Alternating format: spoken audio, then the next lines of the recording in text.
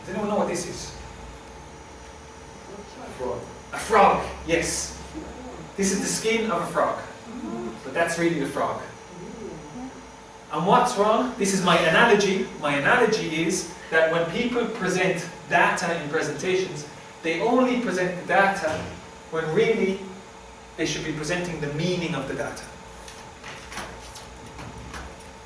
You need to interpret the data, make it into an argument.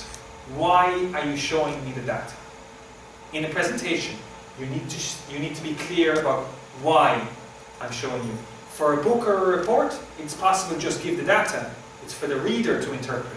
But for a presentation, it's all about making arguments. So,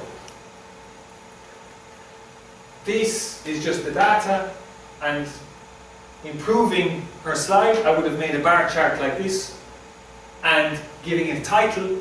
Most soldiers die from mitigable diseases, preventable diseases. Mitigable diseases, wounds and injuries, all other causes. On the vertical axis you have number of people dying. On this axis you have months in years 54, 55 and 56. And you can see the majority are dying from mitigable diseases. Okay, so the graph is clear from the first look. It's like the picture of the frog. It's not the skin, the data. So, for graphs, there's a 3-step rule when you're presenting. How to present a graph, how to introduce it. So first you introduce it. This graph, I'm going to show you a graph about students' attention during my workshops. Then I'm going to explain the axes, and then I'm going to interpret. So, this graph is about audience attention during one-day workshop. That's the introduction. Then I explain how to read. On the vertical axis you have levels of interest, and on the horizontal axis you have time during the day. The next step is interpret the graph. As you can see, after lunch, people are have lots of concentration in the course. Okay? What do most people do?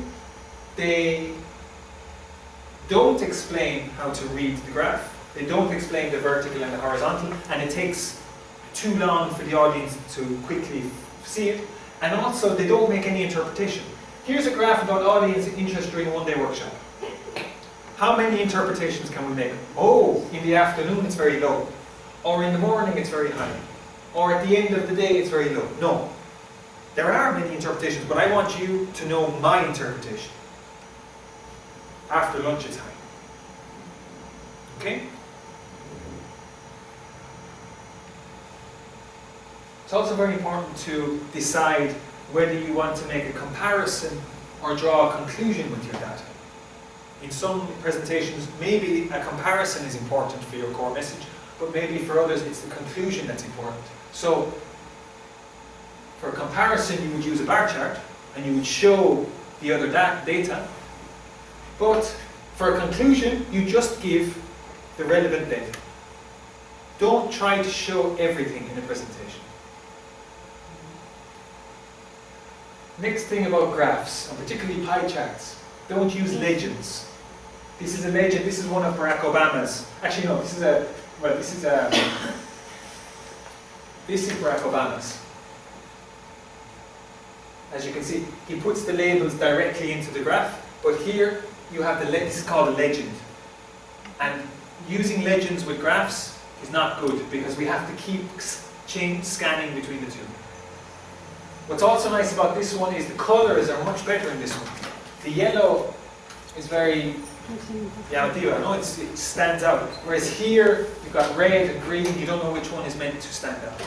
So choose one strong colour to show the data you want to emphasize. Another thing about graphs is organograms. I know there's the organogram, the MSF organogram. I tried to find it and I couldn't find it, but instead of organograms, use organigraphs. What's the difference? Well, an organogram, this is a typical organogram, which is static. It just doesn't show relationships. It shows structure. Organograph shows relationships. This is the same one. This is the CEO. his assistant, advisor, and then the 3 different teams. But here, you can see it more visually, the relationships.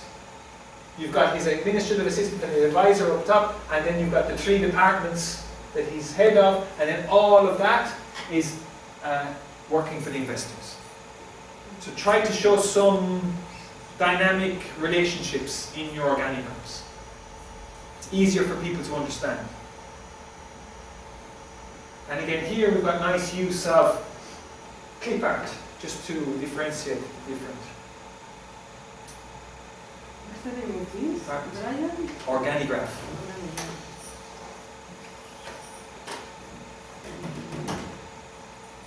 Finally, let me show you this graph, and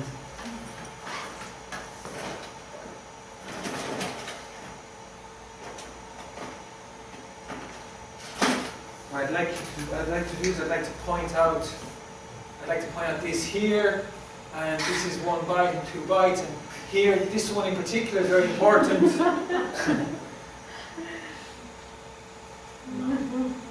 If you need a laser pointer in your presentation, there's something wrong with your slide. Okay? Your slide should be designed that there's no need for laser pointer. However, sometimes you need your audience to look at a complicated graph. So what should you do? Print it out and give it to them. It's much easier for me to look at this graph on paper and have a pen and like study it like this than trying to look at it like this. Okay? So if you have a complicated graph, print it out and give it to them. It's also nice because it changes the flow of information. It gives people a pause to sit in silence to read something. And then, but remember then, you must interpret the graph for them. Okay, nearly finished. Last section.